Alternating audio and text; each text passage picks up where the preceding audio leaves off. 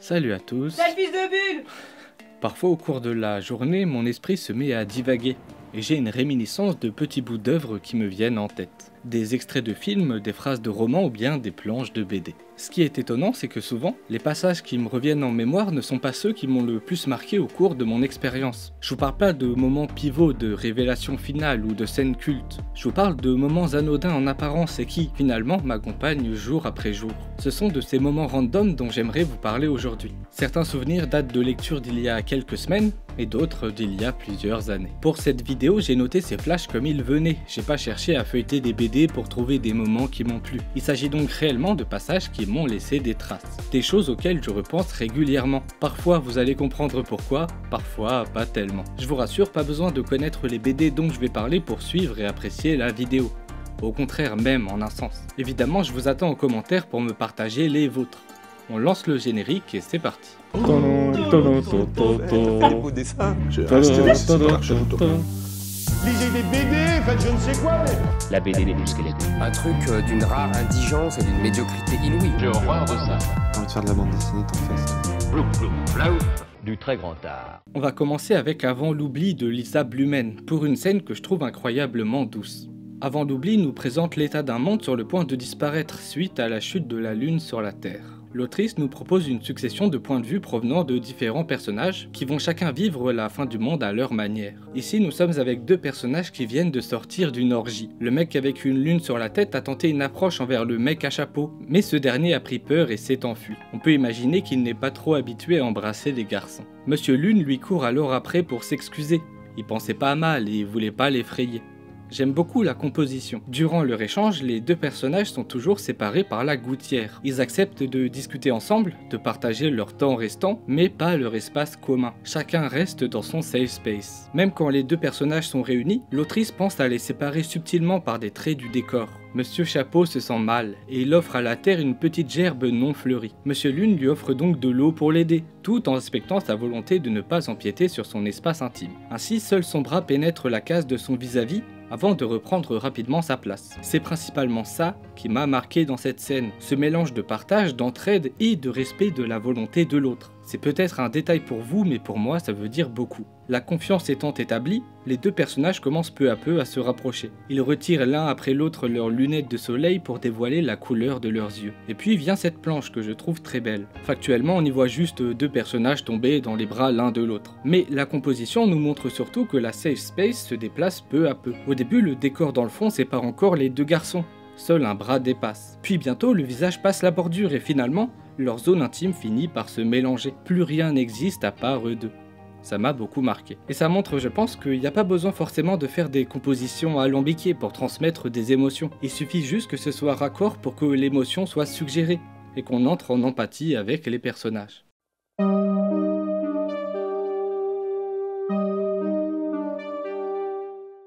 Une fois n'est pas coutume, nous allons parler de la BD d'un bouffeur de bretzel, Runner de l'allemand Max Beitinger. Voyons voir à quoi ça ressemble. Bon, je sens qu'on va encore me dire « Ah, le fils de Bulle, j'adore ta chaîne, mais... » Pourquoi c'est aussi moche? Eh bien, chers abonnés, comme bien souvent, c'est le fruit d'une réflexion esthétique. C'est expliqué au tout début de l'album. Au réveil, je fais du café. Allumer la bouilloire, ouvrir la cafetière, remplir le réservoir, mettre le filtre, ajouter le café, ne pas décompresser, nettoyer le bord, fermer la cafetière, allumer le feu, évacuation vers le mur, l'eau bout, verser dans la tasse, attendre. Bref, faire du café, qui est une action somme toute plutôt simple à réaliser, pour le personnage c'est tout un rituel à respecter. Une action qui est divisée en 13 étapes, établies dans des compositions régulières. Le personnage est un maniaque, un névrotique. Les 6 planches d'après nous montrent son appartement, propre, bien rangé, pas un seul truc qui traîne. Et à partir de ce contexte, l'auteur va petit à petit introduire le désordre, notamment par l'intrusion dans cette BD très droite et carrée de vignettes rondes, qui viennent briser la tranquillité des lieux. C'est par exemple le cas quand sa voisine sonne chez notre personnage. On passe d'un truc tout carré, tout bien codifié, à un énorme rond qui vient briser la séquentialité monotone. La voisine elle-même est présentée dans un rond, signe que c'est une perturbatrice née. Mais puisque finalement on nous dit que la voisine vient lui rendre souvent visite à l'improviste, on repart dans la géométrie et donc dans la routine du personnage. L'histoire de la BD, c'est qu'il y a un troisième protagoniste qui va faire irruption dans la vie de notre personnage principal, Runner, un de ses vieux amis d'enfance. Et ce runner, il dérange. Il dérange à la fois mentalement, puisqu'il est bavard, squatteur, insipide, et physiquement, puisqu'il est du genre à tout laisser traîner par terre, à salir, à déplacer. Sa première apparition est une apparition postale. Il envoie une carte à notre personnage, qu'on va appeler Jean-Jacques, pour le prévenir qu'il va bientôt arriver chez lui, qu'il a besoin d'être hébergé. La carte postale est à l'effigie d'un cochon. Quand Jean-Jacques ouvre l'enveloppe, des paillettes s'en échappent et tombent sur le tapis. Ici, on voit très bien l'effet provoqué par Runner. Il n'est pas encore là qui brise déjà la quiétude du gaufrier et qui fait surgir le désordre, ici représenté par une vue du tapis en 3 dimensions. Comme le précise Jean-Jacques, j'arriverai jamais à m'en débarrasser. Et comme vous pouvez vous en douter, cette phrase ne concerne pas seulement les paillettes incrustées dans son tapis à poils longs, ça concerne aussi Runner lui-même. Il est indélogeable, il adhère à Jean-Jacques. Comme le bigorneau adhère au rocher. Il surgit de nulle part, de là où on l'attend le moins, et il s'incruste, il s'immisce. Bien, après avoir nettoyé tout ça, Jean-Jacques entreprend d'arracher les yeux de cochon de la carte postale et de la broyer. Planche annonciatrice des futurs fantasmes de Jean-Jacques, car celui-ci va s'imaginer à plusieurs reprises dans la BD faire du mal à Runner, le mettre dehors, lui faire payer le désordre. Car oui, Runner va bel et bien squatter chez notre névrosé préféré. Et la cohabitation sera pas de tout repos. Déjà, je vous laisse admirer le moment où Jean-Jacques ouvre la porte et se rend compte que ce salaud de Runner débarque chez lui pour de vrai. Je pense que ça se passe de commentaires. Et regardez la gueule d'abruti du susnommé Runner. Je veux pas attaquer sur le physique, mais bon, la carte postale c'était presque un portrait réaliste. Ce que j'aime particulièrement dans cette œuvre, ce qui m'a marqué, c'est le contraste entre la rigidité de son univers et les trouvailles graphiques de l'auteur. Ici par exemple, Runner parle et Jean-Jacques n'arrive pas à placer un seul mot à travers cette logorée. Jean-Jacques imagine alors que Runner est une mitraillette vivante, tirant sans relâche des cartouches sonores inesquivables et, un peu plus tard, que ces mots sont comme des coups de poing élastiques qui trouvent vos tympans même si vous courez à toutes jambes. Il y a aussi ce passage où Runner fait du café, scène dans laquelle il ne respecte absolument pas le rituel de Jean-Jacques. Ce dernier se met alors à imaginer que la bouilloire va exploser et lui détruire le crâne. Franchement, faut lire ça. C'est sorti en 2021 chez l'employé du mois et c'est un petit coup de cœur pour ma part. Peut-être parce que je suis un peu comme Jean-Jacques. Allez, on passe à la BD suivante. Puis tiens, lien d'affiliation en description tant qu'à faire. Faites de moi un homme riche. Tu le rêves. Ouais. Je vais garder mon CDI pour le moment.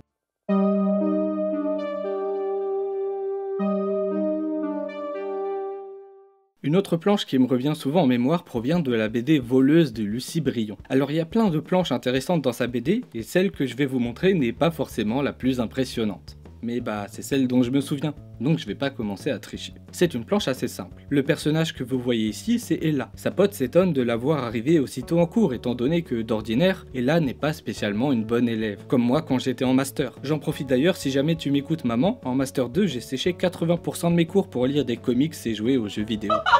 Désolé, pas désolé. L'assiduité d'Ella s'explique par une seule chose, la présence dans le cours du jeudi de Madeleine, la fille dont elle est secrètement amoureuse. Il y a 2 choses que j'aime particulièrement ici. Déjà, Madeleine est présentée comme un élément de fantasme amoureux et pourtant, l'autrice fait le choix de ne pas dévoiler son visage. Elle utilise les bordures pour faire dépasser Madeleine du cadre, en plus de lui octroyer une écharpe pour cacher son faciès. C'est une idée assez classique, mais je la trouve particulièrement bien exploitée ici. D'une part parce que ça casse un peu le cliché de l'être aimé qui arrive dans une pièce et qui attire tous les regards tellement elle est magnifique. Ici, il n'y a pas de mise en scène de la beauté, seulement une mise en scène de l'amour. Si vous regardez bien, à part Ella, tout le monde se fout de l'arrivée de Madeleine dans la pièce. C'est un non-événement. Et d'autre part, j'aime bien cette idée parce que ça va permettre au lecteur de se mettre à la place du personnage principal. Et là, elle est assise au tout dernier rang et elle ne voit donc son amoureuse que de dos. Pour un peu, on pourrait imaginer qu'elle n'a jamais vu son visage. C'est donc logique que l'autrice nous empêche de voir le visage de Madeleine. On doit ressentir l'amour d'Ella envers elle et on doit donc découvrir Madeleine dans les mêmes conditions qu'Ella. Et puisqu'Ella ne peut voir que la nuque de Madeleine, l'autrice nous offre ces 4 cases que je trouve très belles. Elle n'a Dieu que pour Madeleine, il n'y a plus rien autour, il n'y a qu'elle. Je trouve ces 2 cases particulièrement sensuelles. Sensuelles au sens de sensualité esthétique. Pour montrer la beauté de cette jeune femme, Lucie Brion n'a pas besoin d'insister sur des courbes évidentes, des lèvres pulpeuses ou je sais pas quoi d'autre. Il y a ici une représentation de la beauté naturelle, de la beauté de tous les jours, de la beauté qui provient de 3 fois rien. Ici, une nuque et un morceau de visage. On est loin de la vulgarité banale de certaines autres BD, ou bien d'une mise en scène plus ou moins fantasmée du corps de la femme. Je trouve ces quelques cases très justes, je trouve que ça touche quelque chose de vrai dans le désir amoureux. On sent bien que Madeleine c'est son Noël, son Amérique à elle, et si ça peut vous rassurer, elle n'est pas trop bien pour elle, quoi qu'en dise son cousin Joël.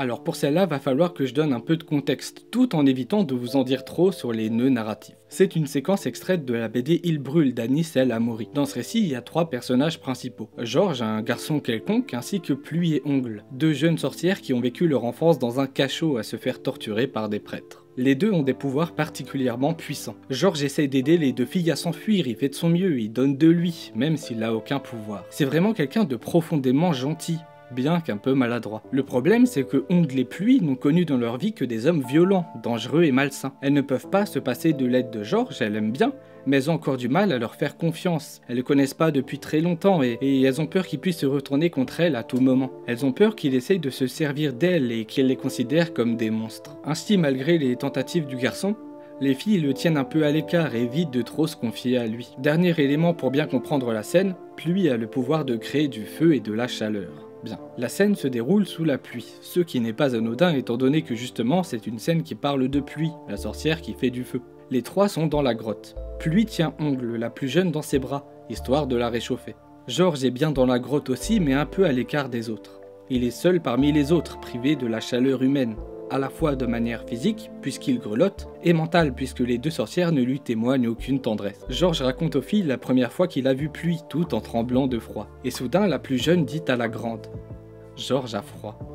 Alors Pluie fait un geste et Georges se colle à elle. Il ressent enfin la chaleur de l'amitié et les 3 s'endorment paisiblement tous ensemble. Alors, je pourrais vous dire que le sentiment de sérénité qui émane de cette planche est très fort, qu'on ressent l'unité de ces personnages réunis dans une case unique, construite comme un genre d'endroit protégé, que ça entre dans un contraste parfait avec la planche d'avant, qui était un peu plus éclatée avec les personnages assurés par la pluie, et que les 3 personnages ne sont plus protégés de cette dernière qu'à travers leur unification, et que dès qu'il y a une main tendue, la case commence déjà à se réchauffer grâce à un ajout de couleur ocre qui était auparavant caché par l'intempérie, et tout ça serait sans doute en partie vrai. Mais c'est pas juste une question de composition, c'est aussi une question de narration. Parce que cette scène, c'est le signe que la confiance entre les personnages est désormais mutuelle. Cette scène ne peut s'apprécier dans son entièreté qu'après avoir vécu les pages d'avant avec les personnages, qu'après avoir suivi leurs aventures, leurs doutes, leurs disputes. On pourrait l'encadrer dans une exposition sans doute, parce qu'elle est très belle en soi, mais j'ai l'impression que sa réelle beauté vient de ce qu'elle signifie à ce moment-là dans le récit, par rapport à toutes les autres planches.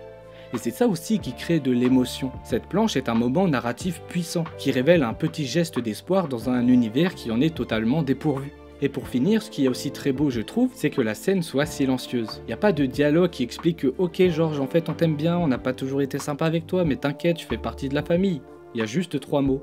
Georges a froid. Et le reste sonne comme une évidence. C'est ça que je trouve fort. C'est juste, c'est beau et ça me bouleverse. J'y repense souvent à cette planche, à cette quiétude, à ces amours qui se passent de mots. Et j'espère avoir réussi à vous transmettre un peu de mon émotion.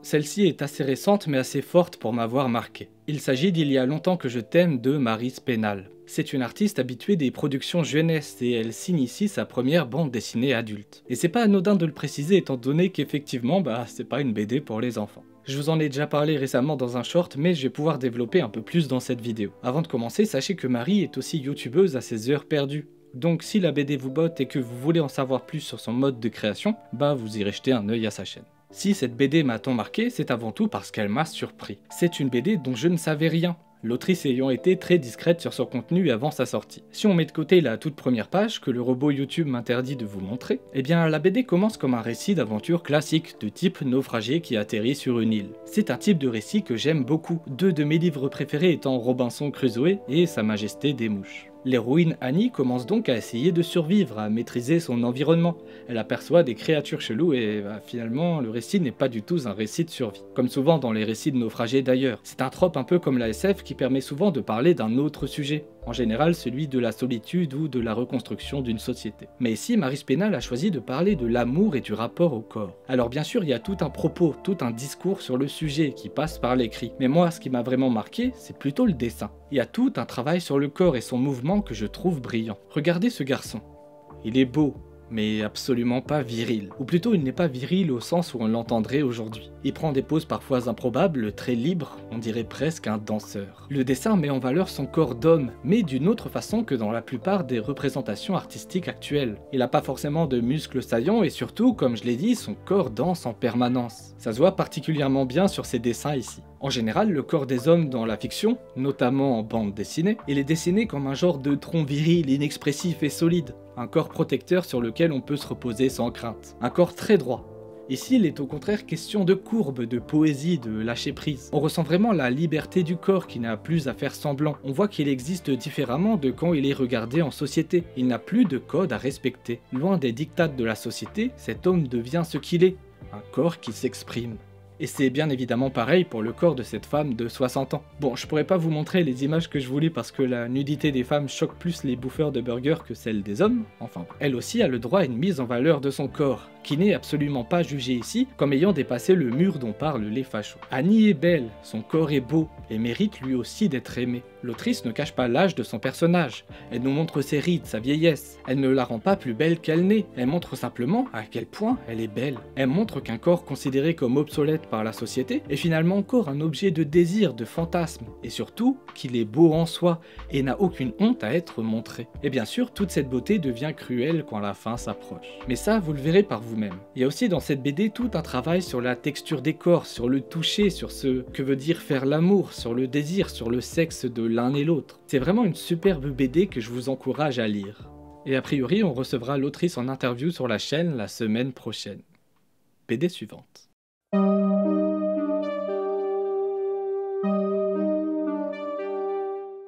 Bon. J'avoue que la plupart de mes choix présentent des scènes assez tristes. C'est pourquoi je voulais conclure la vidéo avec une scène qui parle de caca. Le caca, ça met tout le monde d'accord. Le caca, c'est délicieux. Juste, j'espère que vous n'êtes pas en train de manger pendant le visionnage de cette vidéo. Si c'est le cas, arrêtez tout de suite, pour votre bien. C'est une scène extraite du meilleur dessinateur de tous les temps, une BD de Chariot Spirale. Le personnage est en train de manger des spaghettis. Le découpage est assez classique, un gaufrier. En haut, le personnage mange, en bas, on voit son plat de spaghettis se faire aspirer. Jusqu'ici, tout va bien. Mais ce gaufrier n'est pas un gaufrier de 3 cases sur 2, c'est un gaufrier de 3 sur 3. Et voici ce que nous propose l'auteur. C'est dégoûtant. Bon, déjà, fallait oser. Et ensuite, on a vraiment l'impression que les deux moments se déroulent en même temps, et que le personnage chie pendant qu'il mange. En fait, Chariot Spirale nous a fait croire que la temporalité était celle-ci. Moment 1, moment 2, moment 3. C'est traître parce que ça rend la scène encore plus dégueulasse qu'elle ne l'est déjà. Mais heureusement, si l'on peut dire, sur la page suivante, nous voyons que le personnage est aux toilettes, alors que sur la planche d'avant, on voyait qu'il était à table. Donc bon, c'est pas simultané, c'est déjà ça. Il chie pas pendant qu'il mange. Je trouve l'audace de la planche assez incroyable. Faut vraiment que vous alliez lire le meilleur dessinateur de tous les temps. Enfin bon. Sur la planche suivante, donc, quelqu'un toque à la porte de Chariot pendant qu'il pose sa pêche. Ce dernier, n'ayant pas de temps à perdre, se lève donc pour aller ouvrir. Et j'ai pas de mots pour vous décrire la séquence. On avait déjà parlé de prout sur la chaîne dans une ancienne vidéo. Aujourd'hui, on parle de caca. Bon, on se demande ce que je vais bien pouvoir vous trouver pour la prochaine fois. En tout cas, ça m'a marqué et je dirais même plus que ça m'a laissé des traces. Ouais. Bon, il est temps de conclure. Tu t'es chié dessus. Ça m'a laissé des traces. Oui, c'est fait exprès. Ah putain. C'est la blague. J'avais pas compris.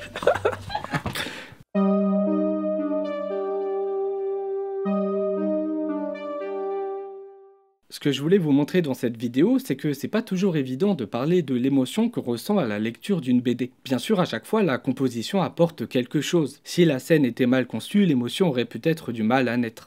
Mais en même temps, c'est pas toujours facile de décortiquer ce qu'apporte la composition. Parfois, il suffit d'une phrase ou d'un dessin, d'une idée pour qu'on soit touché. Et aussi, on retient pas forcément d'une BD ce qui nous a ému aux premiers abords. Il y a parfois besoin de quelques mois, voire quelques années pour que notre cerveau, ou notre cœur, fasse le tri et grave dans notre mémoire des scènes que l'on pensait anodines. Selon votre réception, je ferai peut-être d'autres vidéos du même genre, parce que là je vous ai présenté que 6 exemples qui m'ont marqué, mais il y en a bien sûr des dizaines et des dizaines d'autres. Ça me permettrait de pouvoir revenir sur des BD dont on a déjà parlé, mais de façon différente, ou bien de pouvoir vous présenter des BD sur lesquels j'ai pas assez d'éléments pour construire un épisode entier, mais dont j'adorais vous dire quelques mots. Enfin bon, je vous attends en commentaire pour me dire si ce genre de concept vous intéresse, et aussi pour vous lire si jamais vous avez eu des expériences similaires à nous partager. A bientôt.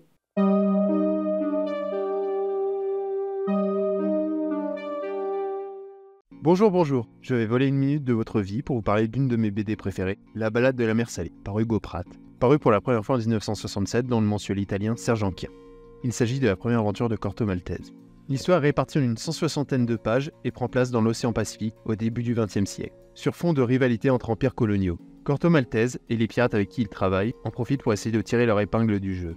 C'est un récit qui prend son temps et qui nous offre bon nombre de moments contemplatifs. L'histoire en elle-même ne me semble être qu'un prétexte pour réunir une galerie de personnages au passé plus ou moins trouble et les faire interagir. Ils sont tous développés, tant psychologiquement qu'au niveau de leurs intérêts. Des intérêts qui sont souvent antagonistes, et qui ne peut qu'aboutir sur une fin tragique. Sans vouloir divulgacher, les dernières pages sont vraiment magistrales. Bien que ce ne soit pas le Corto Maltese le plus créatif niveau mise en scène, il y en a tout de même des notables. Par exemple, cette bagarre qui nous est montrée entièrement du point de vue de la hutte sur une page. La violence de la scène se devine par l'état dans lequel finit la dite hutte, sans que cela ne paraisse gaguesque. Sinon, il y a cette scène qui montre comment une information, déjà connue du lecteur, est remontée hiérarchiquement par un jeu de répétition du dessin, en évitant la lourdeur d'une répétition du texte. Les séquences sous-marines sont plus suggestives avec un jeu de forme et contre-forme noire, dont l'une ne se conclut sur une tache d'encre lorsque Corto Maltese arrive à bout de la pieuvre qu'il a grippée quelques cases plus tôt. La balade de la mer Salée est le Corto Maltese dont le registre graphique est le plus réaliste. Au fur et à mesure des albums, Hugo Pratt a eu tendance à alléger son trait, au point où on pourrait le confondre avec un scénar-image dans les derniers albums, alors que les grands noms publiés à la même période ont, pour la plupart, emprunté le chemin inverse.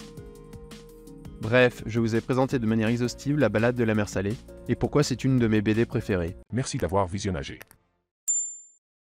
Le fils de Bulle nous a demandé de présenter une bonne BD, alors j'ai choisi La fille dans l'écran. Bon, déjà, de quoi ça parle? Eh bien, c'est l'histoire croisée de Colline et de Marley, l'une vivant à Périgueux, l'autre à Montréal, et qui vont se rencontrer sur internet. Colline, jeune dessinatrice, va demander à Marley son autorisation pour utiliser ses photos comme référence, et ainsi débute une belle histoire. Mais du coup, pourquoi c'est une bonne BD? Alors déjà, sur la forme, c'est une BD qui interpelle. Elle a été dessinée par les deux autrices, Lou Luby et Manon Desvaux, qui vont charger chacune d'un des deux personnages. Manon Desvaux, sur la page de gauche, illustre Colline, dans des tons gris et une mise en page très cinématographique, qui s'explique par le fait que l'illustratrice est aussi storyboard artiste. Lou Luby, quant à elle, s'occupe de Marley sur la page de droite, dans un style plus coloré et avec des mises en scène parfois plus visuelles et métaphoriques. Les deux pages vont se compléter l'une et l'autre, se répondre aussi, de manière intentionnelle ou non, jusqu'à la rencontre qui va mélanger les deux univers. Même si dans l'idée ça pourrait sembler un peu gadget, ça fonctionne véritablement bien sur papier, avec un rythme de lecture qui s'accorde très bien au tempo des messages que s'envoient nos deux protagonistes, et aussi grâce à ces deux univers différents mais très complémentaires. Il faut savoir aussi que les deux autrices sont habituées de cet exercice. Elles se sont rencontrées sur le forum dessiné, fondé justement par Lou Luby, où chaque membre ne répond aux messages des autres que sous forme de dessin, permettant ainsi de grandes collaborations interactives entre les dessinateurs. C'est aussi cette expérience qui a donné à Lou Luby l'idée de créer cette BD,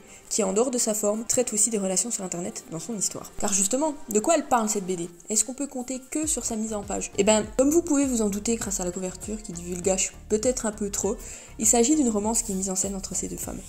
Chacune de son côté vit une vie qui l'étouffe. Colline vit à la campagne à cause de ses phobies et la pression familiale, et Marley a quitté la France pour une passion qu'elle n'arrive plus à poursuivre à cause de son couple qui la bride. Les deux se lient d'abord par une rencontre artistique, mais c'est un lien plus fort qui va les rapprocher grâce au soutien mutuel qu'elles vont s'apporter malgré la distance et le décalage horaire. Et leur rencontre dans la vraie vie est le point de bascule de l'ouvrage. Leurs deux univers s'entrechoquent tant visuellement que sentimentalement, et en passant au-delà des doutes, cette relation va les élever dans tous les aspects de leur vie et leur permettre d'aller de l'avant. Et même si on pourrait penser à une banale romance entre les deux femmes, c'est vraiment l'aspect rencontre et relation sur internet qui est bien retranscrit. La page où les deux se posent mille et une questions sur leur future rencontre, leur tête remplacée par les smileys qu'elles utilisent, c'est un sentiment que tous ceux qui sont allés voir des personnes qu'ils ont rencontrées sur internet connaissent bien. Et comme dirait Lou Luby dans une interview donnée à BD Tech, sur une cible très branchée LGBT, c'est l'histoire d'amour entre les deux filles qui va dominer, alors que sur une cible un peu plus geek, ça va être les relations sur internet. Et puis tu vas en avoir d'autres qui vont être plus sensibles au fait qu'elles se cherchent l'une et l'autre et qu'elles finissent par se trouver, et les très BD-philes vont être plus intéressés par le format, les deux styles d'écriture et de dessin en parallèle. Et le plus fort, c'est que selon moi, cette BD excelle dans toutes ces formes-là. Et c'est pour ça que c'est une bonne BD. Merci pour votre écoute, on se revoit très vite, et surtout, n'oubliez pas, lisez de bonnes BD.